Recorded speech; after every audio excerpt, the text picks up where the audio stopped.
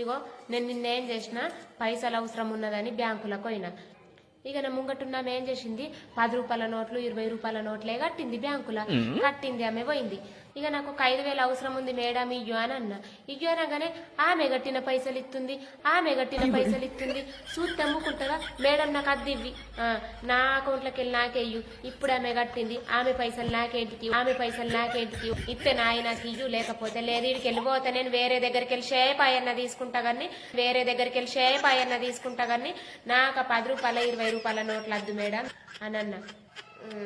ఇక మేడం ఏమనబట్టే, ఓ అమ్మ నీకు నెత్తి ఖరాబ్ అయిందా, ఓ అమ్మ నీకు నెత్తి ఖరాబ్ అయిందా, నేను నీ అకౌంట్లోకి వెళ్ళి ఎత్తున్నాను బట్టే, నేను ఎన్నడయ్యాను లేను 10 రూపాయల నోట్లు 20 రూపాయల నోట్లు, మేడం గట్ల కోపంకు రాబట్టే. అయినా తెలిసిన వాళ్ళు పోతే తెల్లని వాళ్ళు పోతేనే ఇట్లా ఎత్తారు.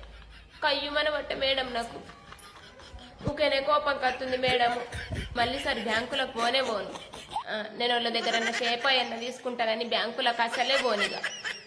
అరే ఉన్నందరు ఇట్లనే కిందికెళ్ళి మీదికెళ్ళి కూడా బట్టే.